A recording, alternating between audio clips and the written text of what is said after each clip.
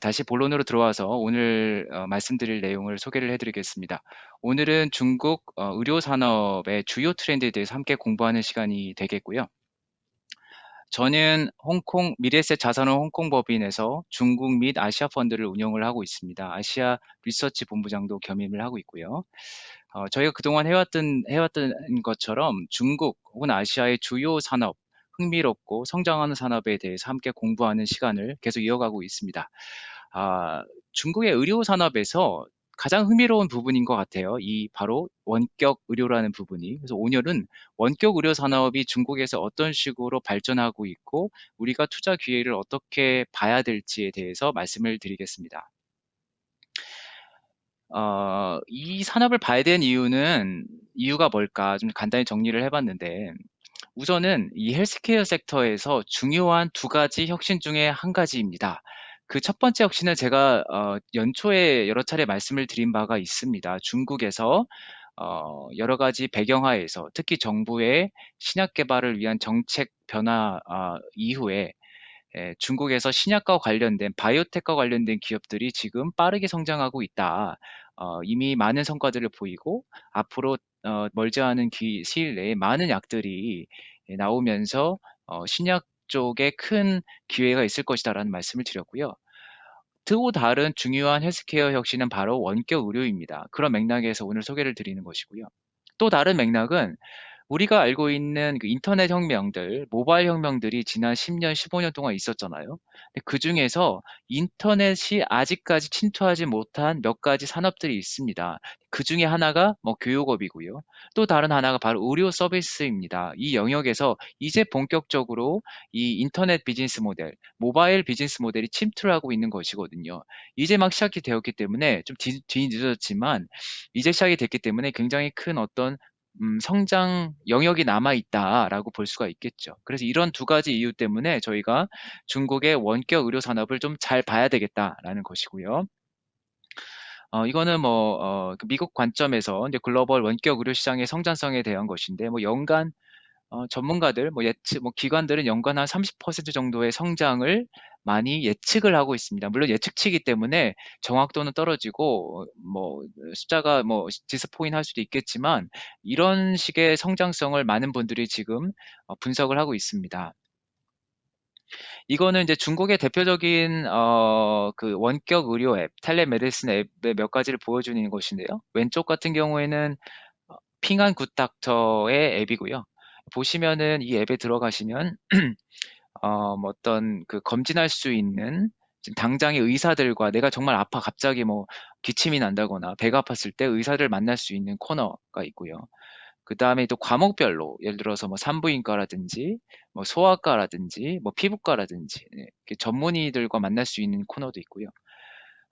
오른쪽 같은 경우는 이제 알리헬스 쪽인 건데요. 이거는 이제 알리헬스는 나중에 알리건강은 나중에 말씀드리겠지만 주로 이제 전자 약국과 관련된 비즈니스 모델입니다. 그래서 여기 이제 여러 가지 약 제품을 판매하고 있고 여기서 충분히 보여드리지 못합니다만 처방약도 판매할 수 있는 그런 이제 그 코너를 담고 있습니다.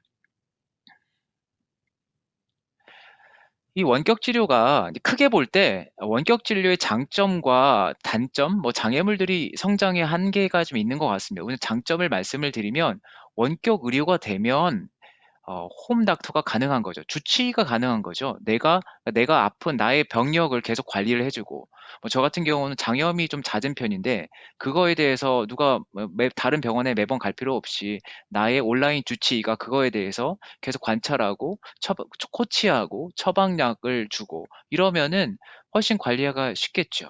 그리고 온라인 플랫폼을 통해서 이 정보가 계속 축적이 될 거란 말이죠. 나의 예를 들어서 10년, 20년에 과거에 어떤 질병들이 있었고 어떤 환경에서 내가 어떤 질병에 취약하다거나 이런 것들이 쌓이면서 나에 대한 어떤 건강을 잘 관리할 수 있는 팁도 주는 것이고 좋은 약을 추천해 줄 수 있는 것이고 이런 원격 의료 플랫폼이 있으면 이런 것들이 가능해지겠죠.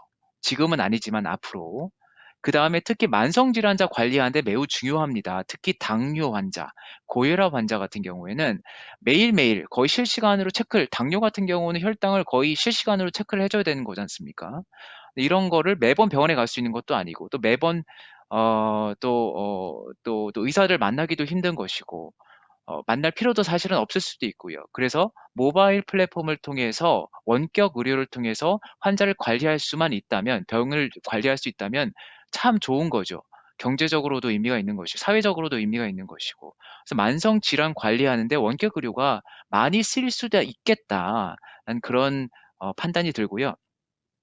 그럼에도 불구하고 이 원격 의료가 아직 보편화가 안 되고 아직은 굉장히 작은 영역에 머물러 있는 이유는, 물론 규제도 있죠. 한국 같은 경우는 원격 의료가 상당 부분은 불법화되어 있는 상태고요.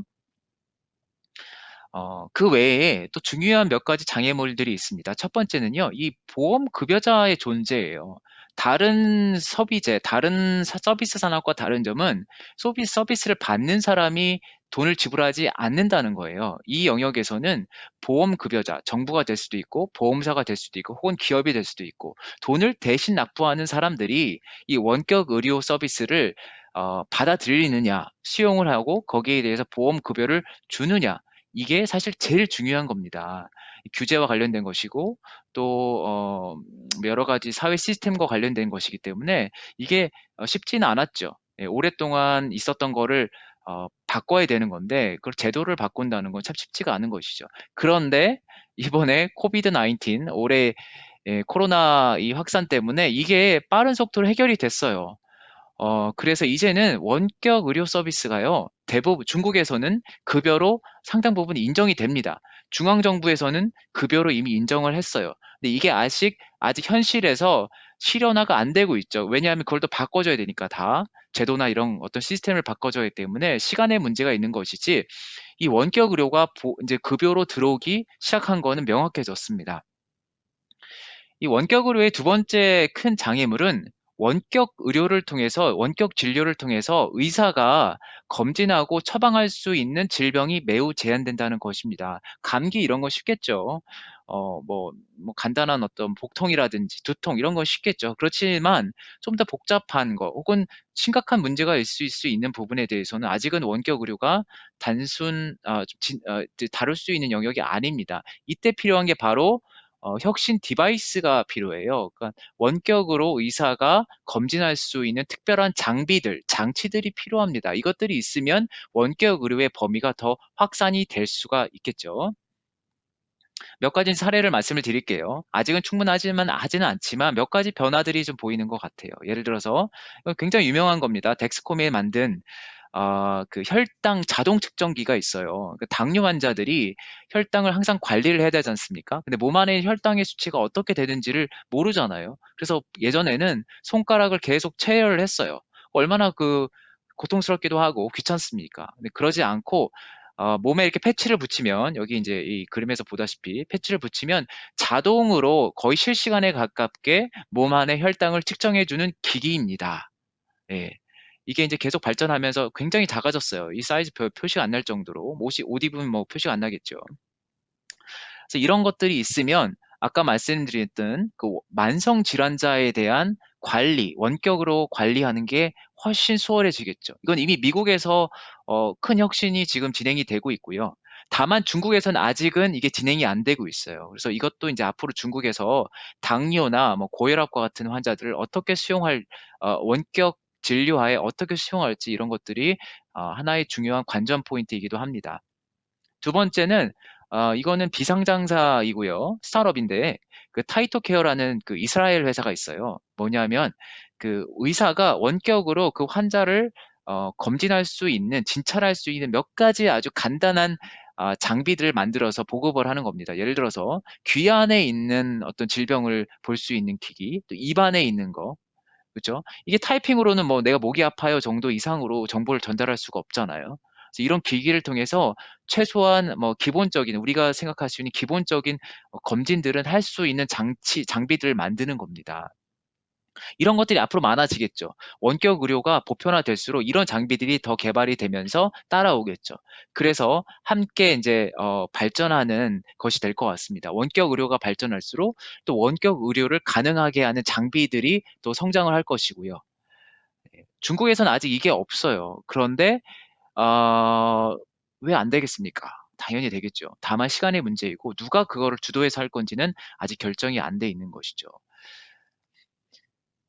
여기까지는 이제 이 원격 의료의 그냥 큰 그림, 그러니까 크게 봤을 때 원격 의료가 갖고 있는 장점과 또 글로벌 성장세와 또 갖고 있는 장애물, 그 장애물을 어떻게 극복할지에 대한 얘기고요. 이제 본격적으로 중국에 들어와서 말씀을 드리겠습니다.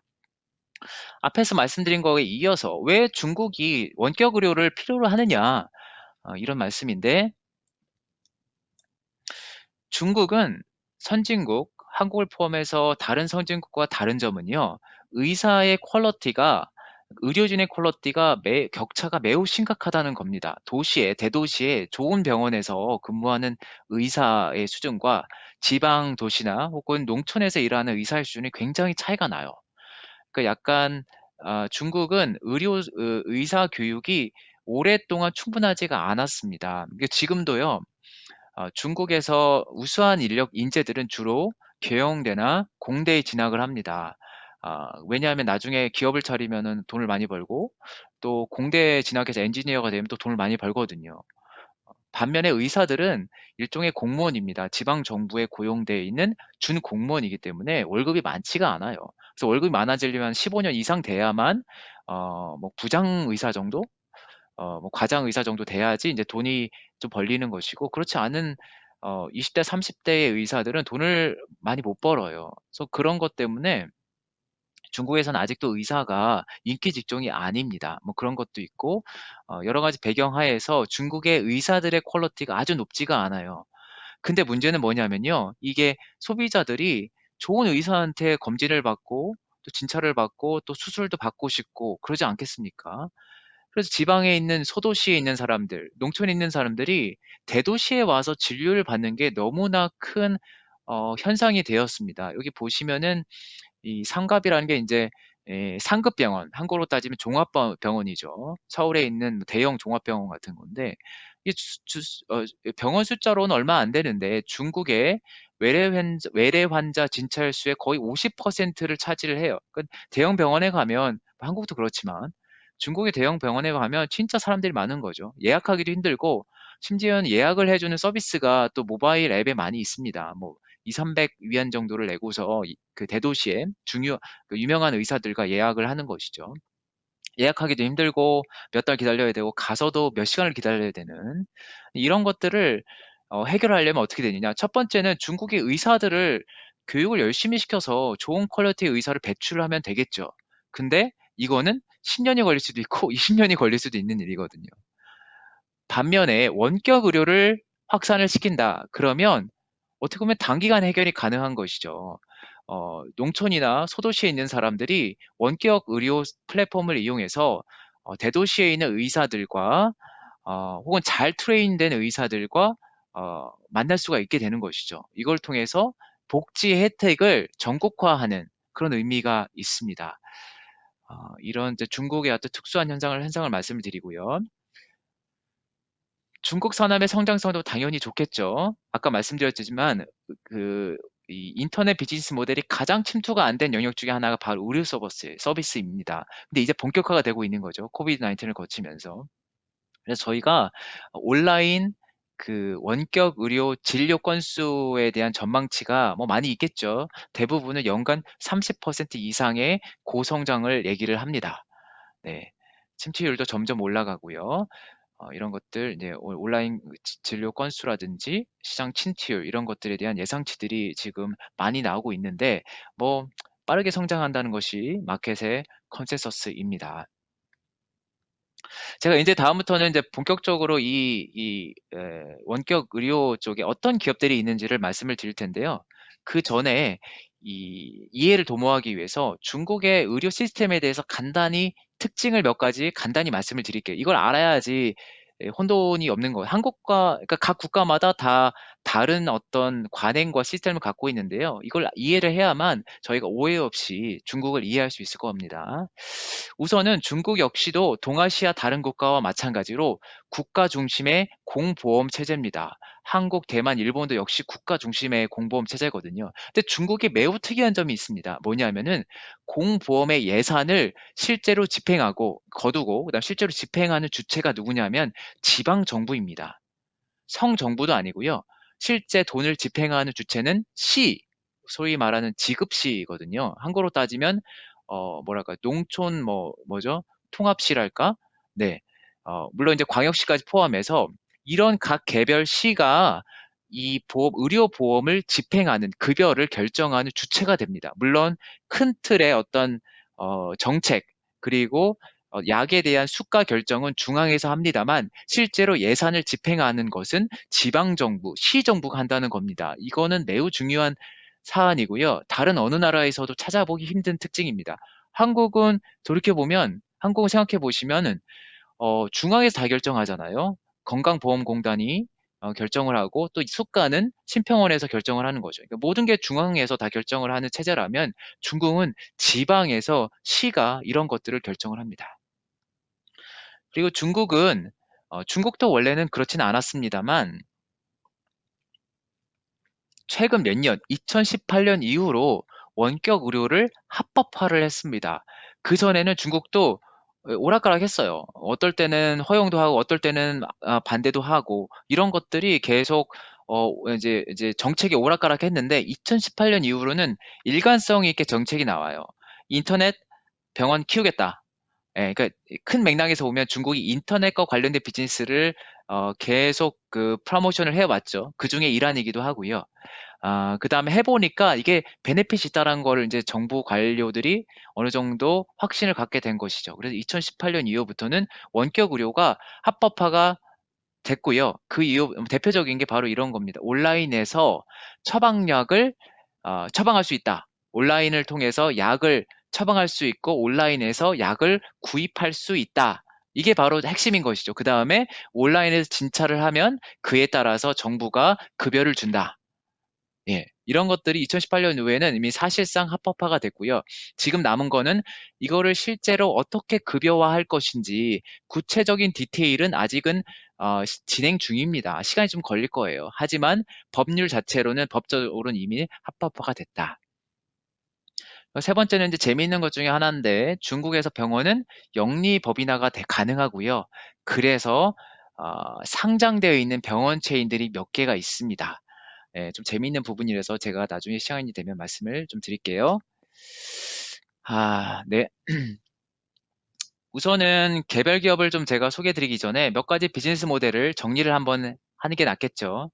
우선은 이 원격 의료 그 멤버십 모델을 말씀을 드릴 수 있겠어요. 1년에 돈을 얼마씩 내고, 예를 들어서 5만 원, 뭐 10만 원 이렇게 내고, 언제든지 24시간, 365일 의사들과 온라인 의사들과 만나서 로부터 진찰을 받을 수 있는 서비스를 제공받는 것이죠. 예. 그래서 이거의 수익 모델은 당연히 연간 회원료가 되는 것이고요.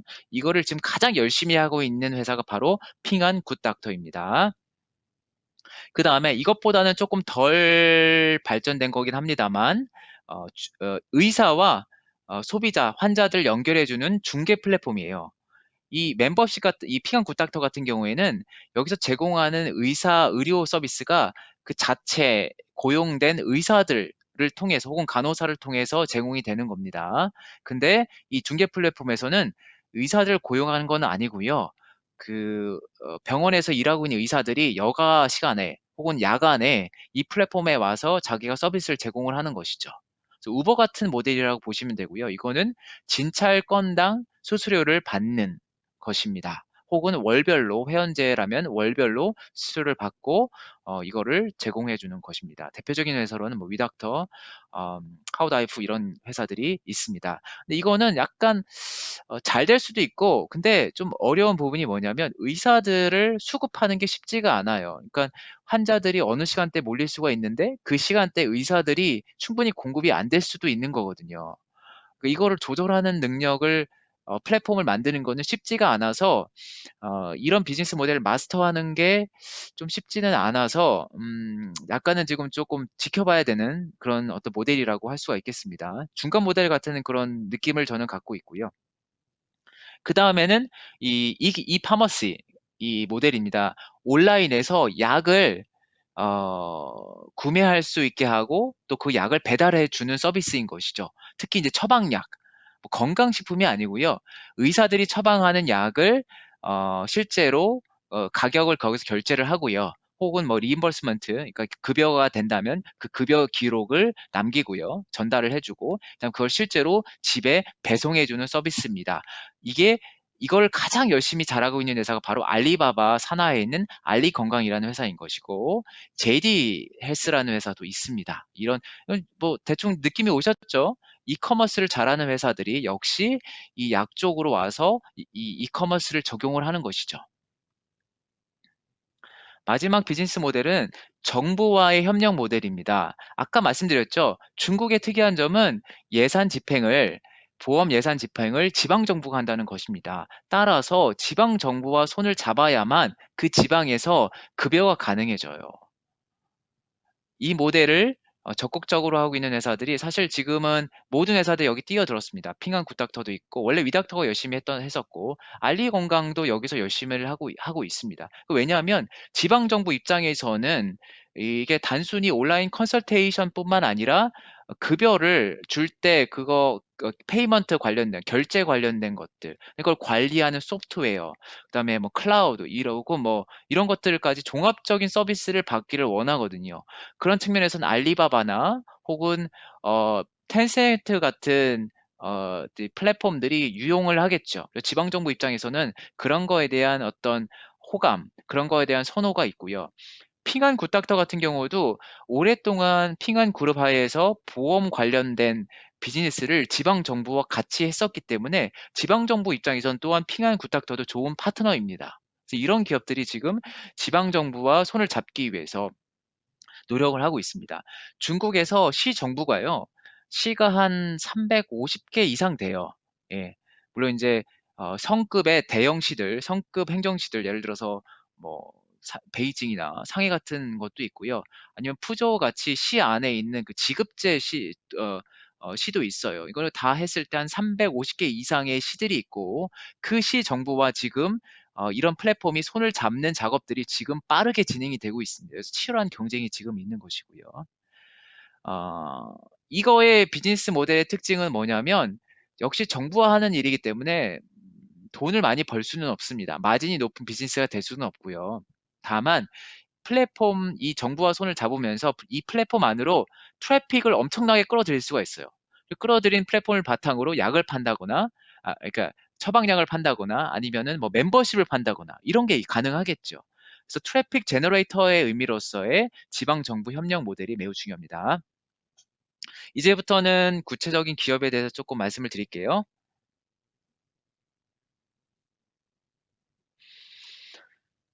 네. 질문을 지금 봤는데 뭐 지금 제가 이제 설명드리는 내용에 대부분 부합할 것 같아요. 자연스럽게 녹여서 말씀드리겠습니다. 핑안굿닥터 대표적인 중국의 원격 의료 기업입니다. 이게 이제 플랫폼별로 원격 월 사용자 수 MAU를 보여주는 것인데 핑안굿닥터가 압도적으로 높죠. 압도적으로 뭐 나머지 종목들을 다 합해도 많을 그 이상이 될 정도로 압도적으로 지금 리딩하고 있는 상황입니다. 핑한구탁트의 그 수익 모델을 좀 말씀을 드리겠는데, 올해를 기점으로 해서 이 회원제, 멤버십에서 나오는 이익이 어닝의 절반까지 올라왔습니다. 원래는 그러진 않았었는데 굉장히 커졌고요. 앞으로는 더 커질 것으로 생각이 됩니다. 원래 이 회사가 내놓은 멤버십은 한 3만 원짜리 굉장히 저렴한 거였는데 지금은 이게 업그레이드가 됐어요. 지금 나오는 핑한 굿닥터의 회원제는 보통 우리나라 돈으로 8만 원에서 한 20만 원 정도, 좀 비싼 거는 한 30만 원 이상까지 되는 회원제가 나왔습니다. 연간 회원제인 거죠. 이거를 하면 당연히 24시간 언제든지 주치의와 연결이 될 수가 있고요. 필요할 경우에는 조금 이제 숙련된 의사들로부터 처방을 받을 수가 있고 또 그 병원의 그 예약도 가능하고 병원의 예약이 중요합니다. 중국에서는. 왜냐하면 병원 예약하는데 보통 200위안, 300위안을 내야 되거든요. 좋은 아주 유명한 의사랑 예약을 하려면 그런 서비스를 해주는 것이고요. 이 회원제 모델은 저희 관점에서 생각해 보셔도 재밌을 것 같아요. 어, 만약에 여러분들이 그 1년에 한 10만 원 정도 돈을 내고 언제든지 이 모바일을 통해서 언제든지 의사와 상담할 수 있는 서비스를 제공받는다면 가입을 하실까요? 제가 볼 때는 많은 분들이 하실 것 같아요. 10만 원 정도면 뭐 그 정도면은 혹시 특히 이제 내가 이제 가족이 뭐죠? 집안에 아기가 있다거나 혹은 이제 부모님이 계시거나 어른 노인이 계시거나 이러면 응급 상황이 발생할 수가 많이 있기 때문에 그런 경우에는 할 것 같아요. 반면에 제가 만약에 되게 건강해요. 미혼이고 건강해요. 뭐 특별히 뭐 문제가 없어요. 그러면 필요는 없겠죠. 네. 그러니까 이런 식으로 좀 양분이 되는 것 같아요. 하지만 많은 가정에서는 아마 한 10만 원 정도의 멤버십이라면 해볼 만하지 않을까 싶습니다. 다만 한국에서는 이게 아직은 합법화가 안 됐기 때문에 안 되는 것이지만 만약에 이게 합법화된 상황이다. 내가 온라인으로 언제든지 의사를 만날 수 있다. 그러면 괜찮지 않겠습니까? 예. 그러니까 이게 이제 어떤 제가 맥락을 말씀드리려고 하냐면 이게 바로 소비재라는 거죠. 소비재. 그러니까 내가 어, 이게 그 나의 아이를 위해서 혹은 나의 부모를 위해서 부모님이라면 내가 효도하는 의미에서 그쵸? 이게 꼭 필요하진 않지만 있으면은 좋을 것 같고 하는 거죠. 그래서 소비재 측면이 강한 게 바로 이 멤버십이라고 볼 수가 있고요. 소비재의 특징은 뭐냐면 가격을 올려도 가능해요. 이 사람들이 한번 여기에 익숙하잖아요. 그럼 가격을 1년에 뭐 20% 30% 올리더라도 따라갈 수가 있어요. 약간 사치 소비재 같은 느낌? 아, 내가 조금 중산층으로 잘 산다고 하면은 아, 내 이 정도 멤버십은 있어야 돼. 가 될 수도 있어요. 그래서 저는 이 원격 진료 의료 관련해서 이 멤버십 모델이 굉장히 재밌다고 생각합니다. 궁극적으로는 마진도 좋을 것이고 많은 사람들이 구매할 수 있는 성격의 소비자가 된다라고 생각을 합니다.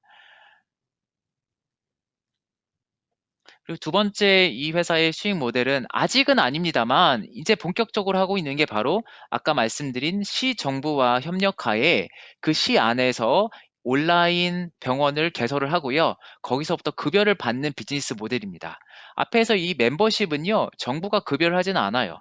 네, 하지는 않고 대부분 안 하는 것이고 급여가 들어가는 파트는 바로 이 시정부와 협력하에서 개설한 온라인 병원에 대해서입니다.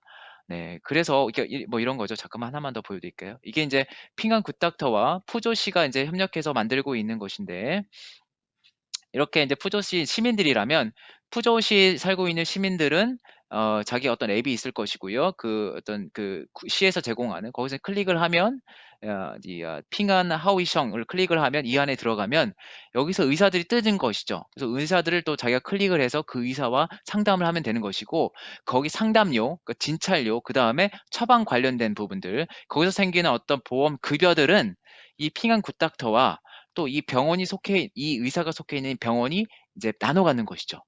혹은 여기 의사들이 만약에 없어요. 없으면은 핑한 굿닥터에 소속돼 있는 인하우스 닥터들이 여기 참여를 해서 또 치료를 해주고 그러면 보험 급여를 핑한 굿닥터가 더 많이 가져가겠죠.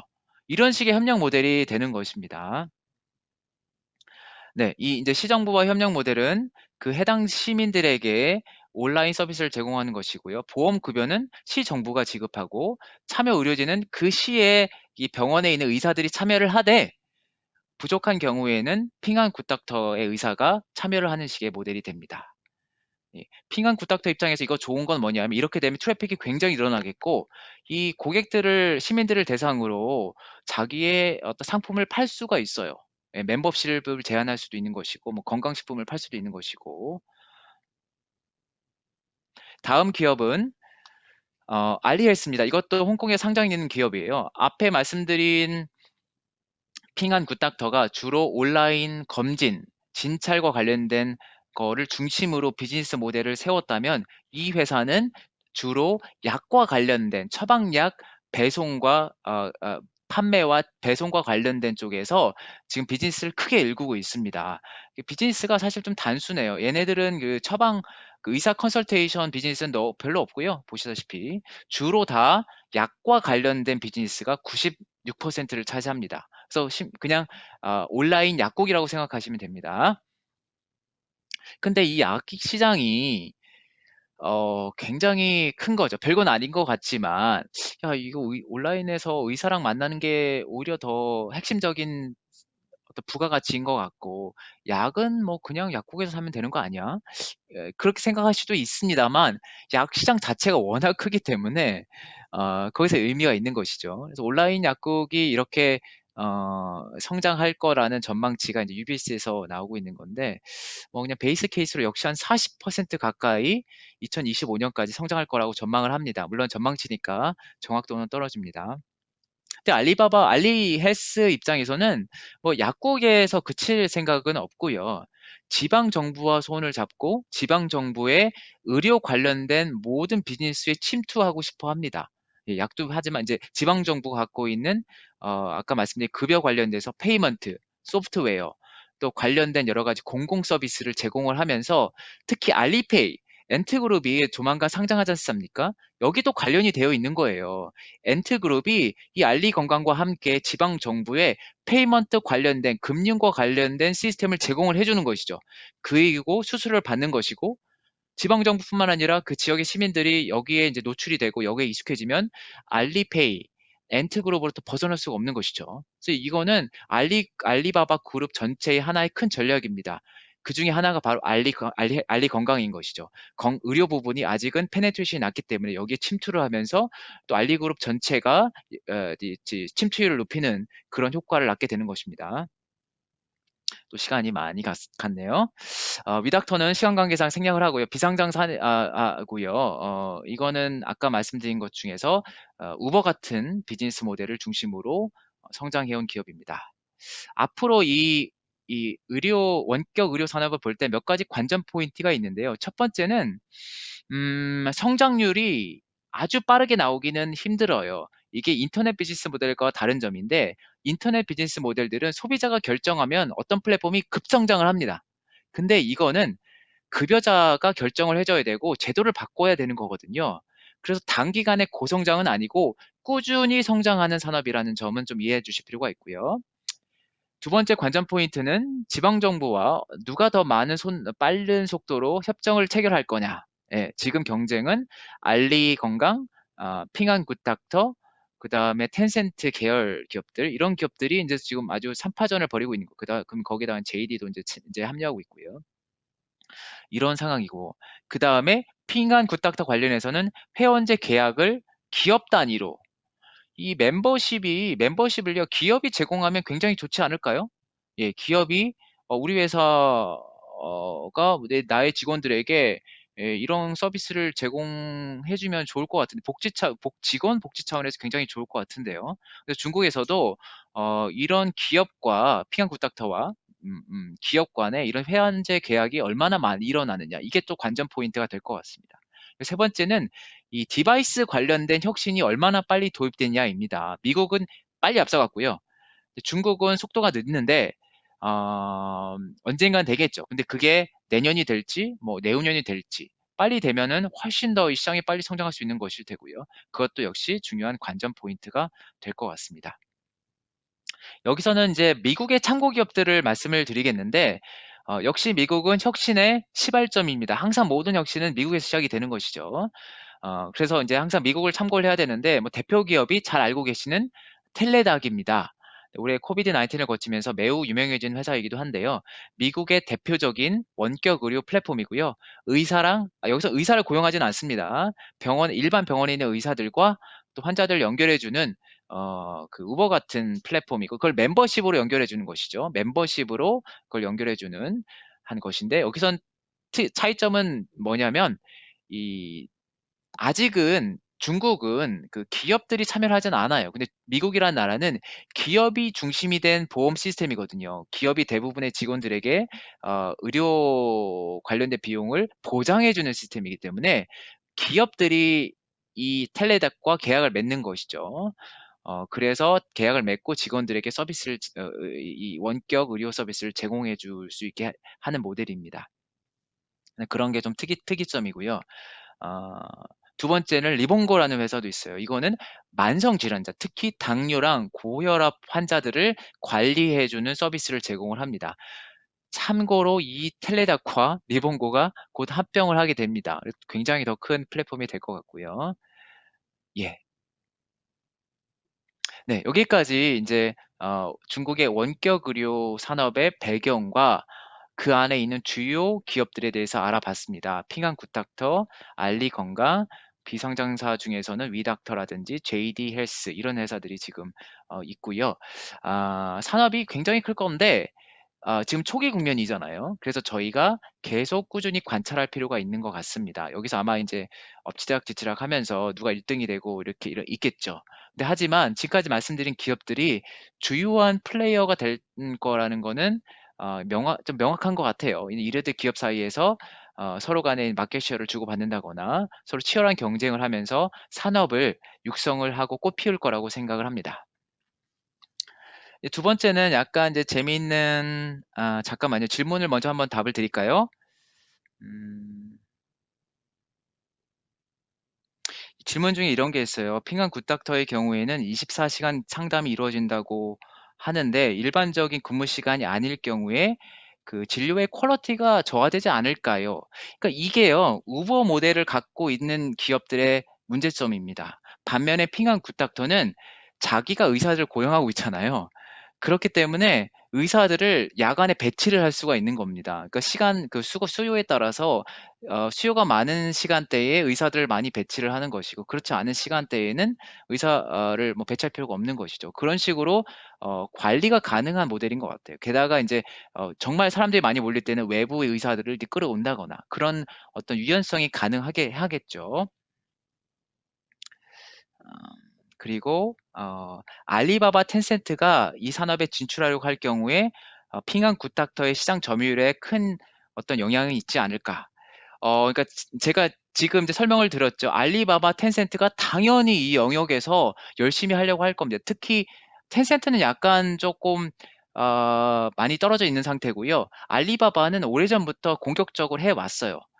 근데 이 두 기업, 핑한 굿닥터와 알리 건강이 포인트를 맞추고 있는 영역이 다릅니다.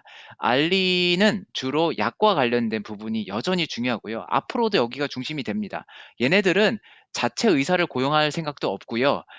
컨설팅을 하는 것도 자기가 하는 게 아니라 지방 그 시와 계약을 맺고 그 의사들을 활용하려고 하고 있어요.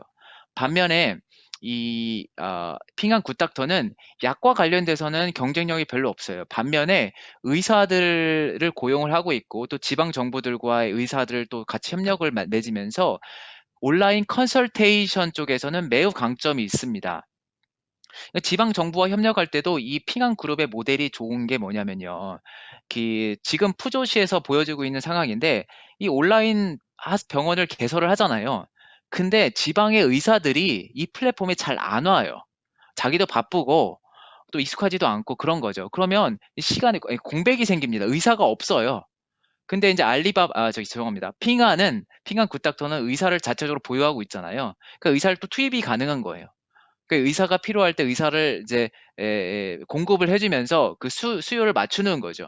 근데 반면에 알리바바도 그렇고 다른 플랫폼은 그게 잘 안 되는 것이죠. 그러니까 이게 이제 어필 포인트입니다. 지방 정부랑 얘기할 때, 우리는 이런 식으로 너의 온라인 병원이 잘 정착될 수 있도록 도와줄 거다라는 것이죠. 왜냐하면 우리는 의사들이 많이 있기 때문에 우리는 아주 플렉서블하게 의사를 공급해 줄 거다라는 얘기를 하는 것이죠.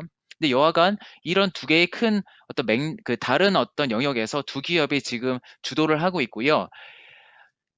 저희가 경험할 때는 이런 어떤 성장 산업에서든 한 기업이 독점할 수는 없어요. 그거는 사회적으로도 좋지 않습니다. 독점은 사회적으로 좋지가 않고요.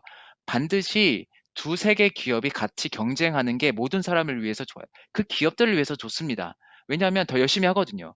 그 다음에 정부 입장에서도 그렇고요. 서로 간에 경쟁을 시키면서 더 좋은 비즈니스 모델을 찾아내는 거거든요. 그래서 이런 거에 대해서는 지금 국면에서는 걱정하실 필요가 없어요. 생각해 보시면 여러분 이 전자상거래도 알리바바가 독보적으로 잘하고 있긴 합니다만 JD도 잘하고 있고 핑두오더도 잘하고 있잖아요. 얘네들이 다 같이 성장하면서 반면에 그렇지 않은 비즈니스 모델들을 다 죽이고 있는 것이죠. 네. 네. 그래서 이런 성장 산업에서는 어떤 한 기업의 독점을 기대를 할 필요도 없고 그래서도 안 된다고 생각을 합니다. 예. 그리고요. 일단은 시간이 많이 가는 관계로 계속 진행을 해보도록 할게요. 이거는 제가 재미있는 포인트예요. 별 큰 의미는 없고요. 중국에서는 이 병원이 영리법인입니다. 이게 뭐 영리법인으로 허용하는 게 옳다 나쁘다 그런 게 아니고 각 국가의 맥락이 있어요. 중국에서 이게 의료의 공공성을 중요시하는 중국에서 병원을 영리법인한 이유가 있습니다. 뭐냐면 이게 좀 약간 중국의 어떤 전통 같은 거예요. 성장이 필요한 어떤 영역에서는 정부가 잘 못하죠. 정부가 잘 못하니까 민간을 끌어들여서 그 산업을 키우고 싶어 해요. 그러면은 민간이 이제 들어오려면은 민간에게 많은 인센티브를 줘야 되지 않겠습니까? 그게 바로 영리법인인 것이죠. 중국은 교육업체들도 하고 학교도요, 영리법인이 가능합니다. 뭐 대학 같은 경우, 대학 기업이요, 상장돼 있어요. 우리로서는 이해가 안 되는 거죠. 어떻게 대학이 상장돼 있지? 근데 그게 가능한 이유는 중국이 아직 고등교육이 미천한 상태이고 이거를 키우고 싶은 거죠. 많이 성장을 했습니다만 더 키우고 싶은 거죠. 그래서 민간의 자본을 끌어들여서 중국의 고등교육을 발전시키고 싶어 하는 거예요. 이런 이유 때문에 바로 영리법인을 허용해 준 것입니다. 근데 역시 병원은 이게 대형화, 그다음에 주식으로서 아주 매력적이진 않은 것 같아요. 예, 이게 병원 사업을 의사가 중요한 어떤 비즈니스인데 서비스가 중요한 건데 이거를 대형화하는 거는 참 어렵다. 근데 대부분은 작은 기업에 머물 걸로 생각이 됩니다만 약간 예외는 있는 것 같아요. 뭐냐면 어, 병원 의료 서비스 중에서 비급여가 많은 경우, 그러니까 정부의 관여가 안 하는 영역들, 그 다음에 장비가 좀 비싸서 개별 개원하기가 의사가 개별 클리닉을 개원하는 게 좀 어려운 영역들이 있어요. 네, 이런 영역은 기업화가 좀 가능한 것 같아요. 그게 바로 안과입니다. 네, 안과는 장비가 조금 비싸고요. 그 다음에 비급여 수술이 많아요. 라식 같은 경우, 그쵸? 이게 그 편의성을 위해서 하는 거지, 뭐 정말 치명적인 건강 때문에 하는 건 아니잖아요. 그 다음에 백내장 같은 경우도 인공수정체를 결정할 수가 있는데 좋은 거를 사는 거, 이런 부분은 급여가 안 되겠죠. 그래서 병원 쪽에서, 안과 쪽에서 좀 기회가 있었는데 이거를 빠른 속도로 캐치를 한 회사가 바로 아이얼 안과병원입니다. 아이얼은 뭐 한국말로니까 아이사랑, 뭐 안과병원으로 이렇게 해석하시면 될 텐데 어, 중국 최대의 병원 주식입니다. 중국에 한 200개 정도의 안과병원을 보유하고 있고요. 시총이 무려 40조예요. 이게 굉장히 비싸요. 그래서 저는 이거 계속 관찰하다가 결국은 뭐 기회를 갖지는 못했는데, 투자할 수 있는 기회를 갖지는 못했는데, 아무튼 굉장히 비싼데 어떤 하나의 대표적인 기업으로서 간단히 이렇게 재미있는 사례로 이렇게 말씀을 드립니다. 다른 영역은 조금 어려운 거예요. 치과 같은 경우는 뭐 장비도 비교 저렴하고 그냥 1인 보통 그렇잖아요. 의사 실력이 중요하기 때문에 이 집단화하고 대응하기 되게 어려워요. 예, 그래서 중국 병원이 주식으로서 상장돼 있습니다만 제가 볼 때 의미 있는 기업은 많지는 않은 것 같습니다. 재미있는 어떤 사례로 말씀을 드렸고요. 그리고 또 다른 질문 더 주시면 좋을 것 같고, 네. 그리고 제가 뭐 저희가 아무래도 저희 펀드 좀 소개를 좀 드려야 되겠죠. 저희 이 앞에서 말씀드린 그런 것들을 좀 반영하려고 하는 펀드들 조금 소개를 드릴게요. 미래셋 차이나 디스커버리 펀드이고요. 이 펀드는 지난 1년 동안 한 50% 수익이 났습니다. 벤치마크 대비해서 좀 잘했고요. 한 20% 정도 아웃퍼포먼스를 만들어낸 펀드입니다. 여기 탑 10에 들어와 있진 않은데 뭐 요 정도의 요 밑에 정도의 핑한 굿닥터를 저희가 좀 보유를 하고 있습니다. 이거는 이제 8월 기준이고요. 네, 뭐 그냥 뭐 잘 아시는 기업들이 많이 있어요. 텐센트, 알리바바, 워낙 그 중요한 플랫폼들이 있고요. 뭐 여기 뭐 CATL도 저희가 중국의 대표적인 배터리 회사로 보유하고 있고, 태양광 쪽에는 롱지 같은 기업들도 있고요. 교육업체, 도 저희 TEL 같은 거 보유하고 있습니다. 그 다음에 뭐 중국 기업이긴 합니다만 뭐 저희 아시아 펀드에서도 중국 기업 많이 투자하고 있어요. 한 50% 이상, 60% 정도는 중국 기업들 투자하고 있기 때문에 뭐 사실상 중국 펀드라고 할 수 있겠죠. 아시아 크로스 펀드도 올 1년 동안 9월 최근 기준으로 한 50% 정도의 수익을 만들었고요. 벤치마크 대비해서는 상당히 잘한 편입니다. 어, 앞에 요거는요, 지금 한국에 이제 재간접으로 설정된 거고, 이거는 여기 이 차트에서 보여드린 거는 그 유럽에 상장돼 있는, 유럽에 등록돼 있는 아시아 그로스 모펀드 기준으로 보여드리는 겁니다. 예, 이거는 이 모닝스타 5스타를 받았고요. 5스타는 3년, 5년 수익률 변동성을 감안해서 수익률이 상위 10%에 들어갔을 때 부여하는 등급입니다. 제일 높은 등급이고요. 네, 이거를 저는 뭐 유지를 계속 했으면 하는 바람이 저 개인적으로 있고, 네, 뭐 사실 쉽게 받을 수 있는 건 아닌데, 아무튼 저희는 지금 이 모닝스타 5 등급을 받고 있는 상태입니다. 네, 이건 2014년에 런칭이 됐어요. 그래서 지금 한 6년 정도 운영이 된 펀드입니다. 여기에 저희가 이 펀드의 핑은 굿닥터가 한 2% 정도 반영이 되어 있어요. 네. 그리고 뭐 앞으로도 기회가 있으면 이런 쪽은 좀 더 투자할 생각을 가지고 있고, 근데 여전히 이 아시아 쪽에서는 그러니까 이 약간 저 핑한 굿닥터나 이런 것들은 이제 막 성장하고 있는 거잖아요. 그래서 이게 밸류에이션이 기본적으로 비쌀 수가 있고, 그런 거에 대해서 저희가 좀 나름대로 판단을 하면서 웨이트를 결정을 한다거나 그러는 것이고, 어, 큰 비중을 차지한 종목들은 아무래도 잘 에스태블리시 된, 그리고 지금 당장 어떤 성장성에 보이는 기업들이 많이 있어요. 저 같은 경우는 대만에 있는 TSMC를 좋게 보고 있고요. 인텔 쪽에서 파운드리 비즈니스를 거의 사실상 좀 포기하는, 경쟁력을 스스로 이제 뭐랄까 이제 다른 TSMC나 삼성에 비해서 경쟁력에서 밀리고 있는 것이 확인이 되면서 TSMC 쪽에 더 많은 어, 수요가 몰릴 것 같아요. 그런 이유 때문에 저희가 TSMC를 조금 많이 보유하고 있고요. 알리바바, 텐센트 많이 가지고 있고, 한국 기업들도 몇 개 저희가 보유를 하고 있습니다. 아시아에는 한국도 포함이 되어 있죠. 네, 그리고 인도 기업 중에서는 릴라이언스 그룹 같은 인도의 대표적인 플랫폼 기업이죠. 그래서 인도 기업도 포함을 되어 있습니다. 네, 여기까지 해서 지금 말씀을 좀 드렸고요. 오늘 말씀 간단히 정리를 해드린다면 혹시 질문 더 있나요?